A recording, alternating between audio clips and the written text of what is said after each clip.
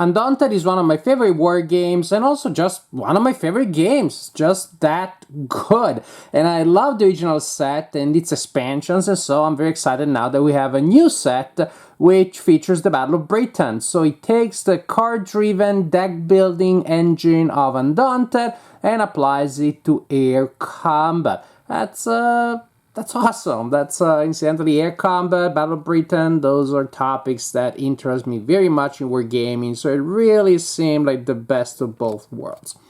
The game is scenario-based, so you will choose a scenario that you want to play. This is a natural scenario that I've set up to show you, and then I'm gonna play solo as soon as I'm done filming this segment. In this scenario, for example, the Germans are coming. The British aircraft are on the ground, as indicated by the fact that you see that pattern there. This is when they are in the air and ready to go. And so the British player will have to spend cards to activate them as they are coming and trying to inflict as much damage as possible. Aircraft have an indication of their defense, which is the number printed there. That code that links into specific cards, so these will be the cards that activate that aircraft, Y2. Line of fire, this is the only direction in which the Hurricane fires, as opposed to, say, for example, the Defiant fires in different directions. And of course the Heinkel fires in a lot of different directions, pretty heavy but not very maneuverable. Maneuverability and factors of that kind are represented by the cards. Remember, this is card driven. And deck building. You will start with a deck of cards, shuffle, shuffle, shuffle. Each player draws a hand of 4 cards. Some may be discard, which are just negative cards, so they're not really good for anything. They clog your hand and you receive them as penalty for usually losing communication, losing cohesion of your forces. At the beginning of each turn, so everybody has a hand of 4 cards. And each player will select one, and then we reveal it simultaneously, and all that we'll look at is the number in the top left corner. The player with the highest goes first, and there's an initiative token that breaks ties there.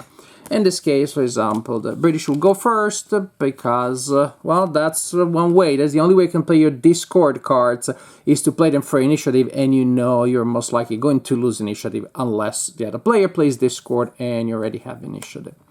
So, I just wanted to get rid of that one. So after players play their cards for their card for initiative, the active player takes their turn, then the other player takes their turn. So during their turn, you will have 3 cards to play. Cards may be linked to specific aircraft, in which case, if you play the card, you get 2 activated. You can't stop in the middle of the sky, so you gotta move. That's the speed up to which your aircraft moves, and it moves in a straight line. For example, here I have the German G2, and I decide to move it. It is this one. Yeah, I decide to move it 1, 2, just like that. Now, I can also, moving is mandatory, I can also take one of the actions indicated on the other side of the card. Maneuvering, attacking, or bombing in this case. Different aircraft have different things. For example, not everybody has the bombing function. Maneuvering is what allows me to turn by one click. That means I only get one of these actions, that in an activation I get to move and then either maneuvering or attack or bomb. You gotta go straight as you perform that. So that's interesting. Maneuvering, that's the number, again, of clicks that I can turn. Bombing is the number of dice that I roll to attack a target on the ground, if there is one in the space where I am. And attacking is when I'm firing at other aircraft. Suppose that here, for example, for the sake of the example, these aircraft had already taken off. They're already in the sky, and I decide to use my G2 to attack. The first number is the number of dice that I roll if I am attacking from the front or from the sides, and the other number, which is better, is if I am attacking from the back. And suppose that I'm here though. So I'm going to attack with 2 dice, and we use a 10-sided dice. 0 means 10. Then we define the number to hit. That is the defense of the aircraft I'm firing at. In this case, would be a 6. Plus range. This would be range 1, so we're at 7 now. Plus the presence of other aircraft in the same hex or in intervening hexes. Well, things are crowded, so you don't see quite as well. So in this case, we got 1 for range, no penalties for people being in the way. So that would be a 7. If for some reason I'm attacking this person whose defense is 5, now I have a range of 2, so we go to 7. There is an aircraft in between. Now my number to hit that one is 8. I roll, and there can be other factors such as firing through clouds or fog, for example. When you roll the dice, all that matters is that you match or exceed the target number with at least one of them. You don't score multiple hits even if you were to match or exceed the target number with multiple dice. When you hit, suppose that I was attacking this one, I got 2 hits, it doesn't matter, it's still like 1 hit. Then the player has to remove a card of the corresponding type. Basically, the number of cards that you have in your deck, in your discard pile, in your hand, also represents how long the aircraft is gonna be operational. When an aircraft should lose a card and can't, that is when you actually remove the token. It is neutralized and removed from the game.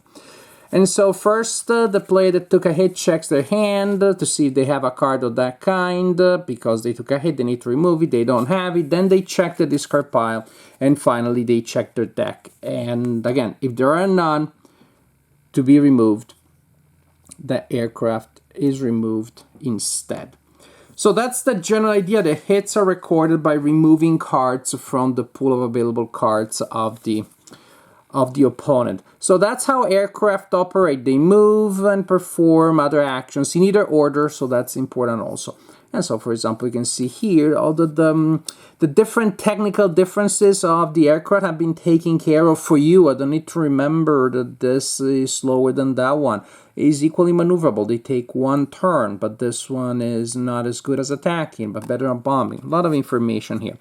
Then we have the comm cards, which are super important and super interesting.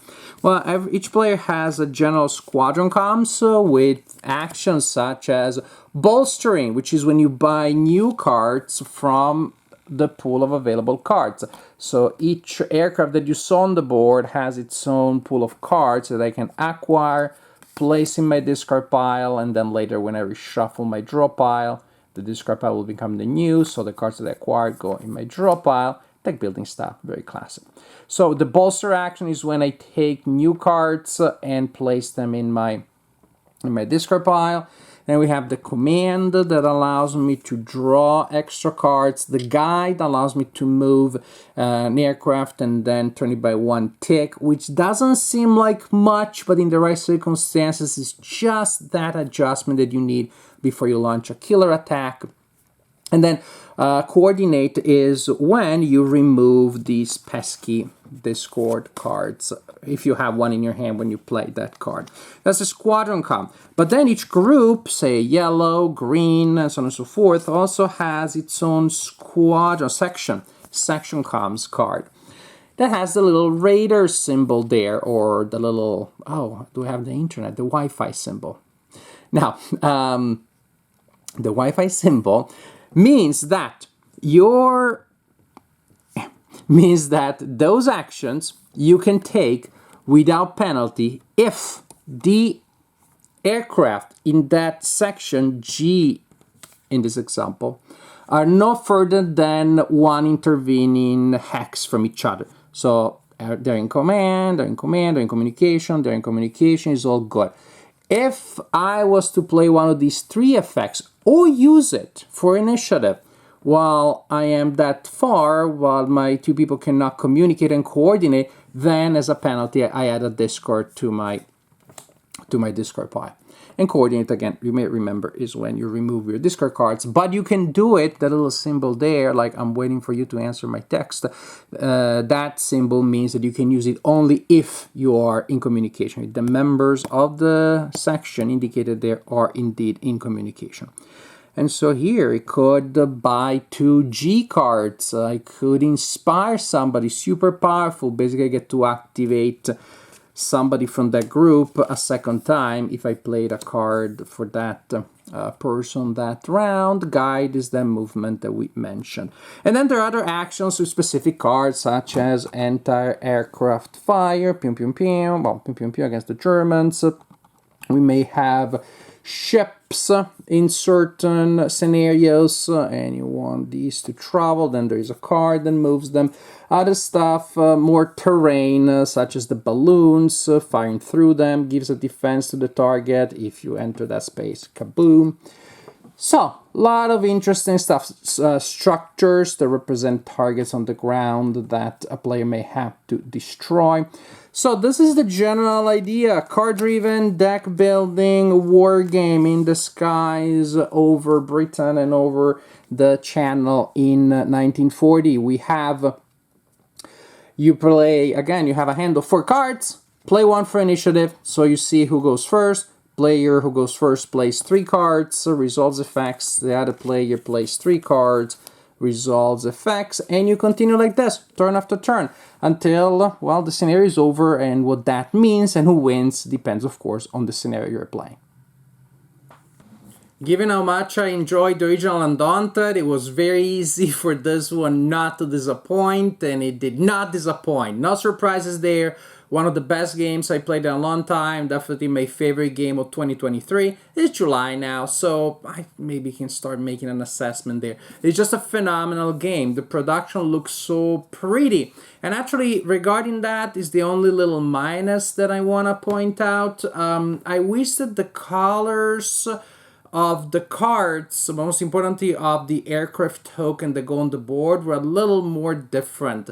I'm not sure why there has to be a yellow German and a yellow British, why there has to be an orange German and an orange British. I just wish I didn't have to look twice, as I sometimes have, before I realized that I was trying to shoot at one of my own aircraft, or I was partnering with yours instead of mine. I wish everything was a little more intuitive, but you look twice, and that's all that it takes. It's not that big of a burden. Especially when then the reward for that is a game that is just phenomenal. It's just phenomenal. The biggest difference here is the comms system. The idea that you are avoiding penalties and avoiding getting those useless cards into your deck by keeping your aircraft together, but there is a constant trade-off and a constant temptation. If you do that, your deck remains clean and nice, but you may be missing an important target of opportunity. And so you're constantly trading short-term advantages for long-term disadvantages.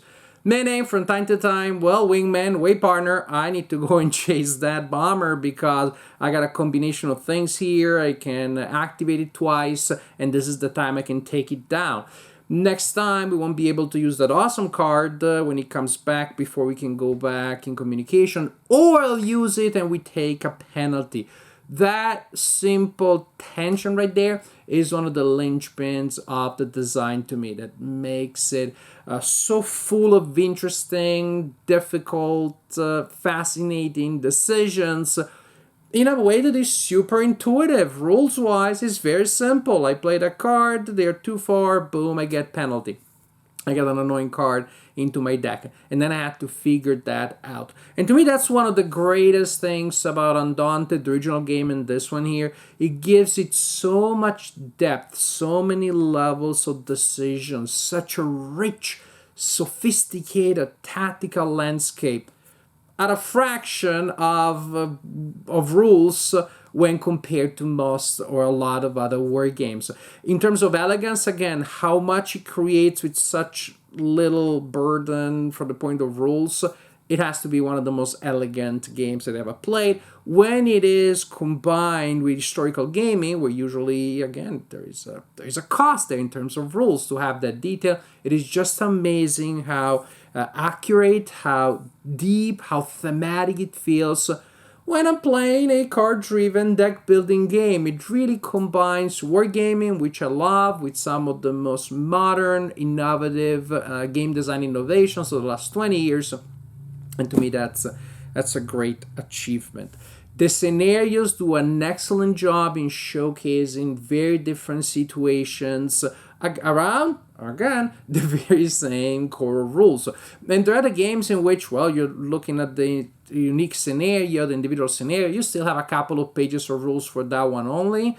Here, basically, the main differences are driven by the different landscape and terrain and features on the board, by different objectives. You gotta bomb that stationary target, or you're gonna bomb those moving targets as the other side is trying to move them off the board as quickly as possible. Or it is a chaotic dogfight. Everybody's just trying to take down everybody else. So the interaction between the ground and the air, when there is at all, or things being mainly in the air, again, you have a huge variety of situations that emerge from very lean rules, so that then your attention really is on gameplay.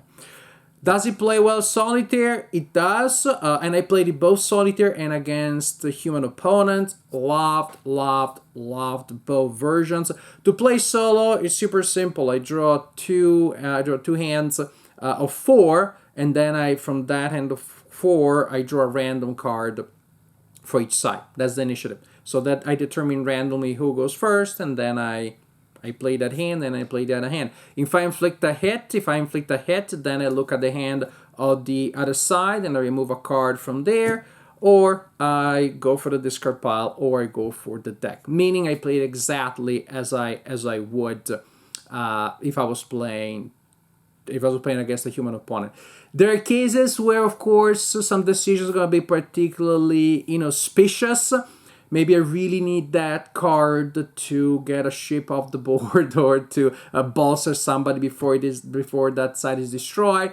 But I still stick to my rule of that's the initiative card. And maybe also sometimes when I play against a human opponent, I make particularly silly decisions. In any case, again, in the aggregate, I still felt that the experience was similar enough to the one against a human opponent, because I played that also, so I can compare. Most importantly, every time that I played it, doesn't matter which mode, I love this game so much. Undaunted, Battle of Britain, absolutely a masterpiece.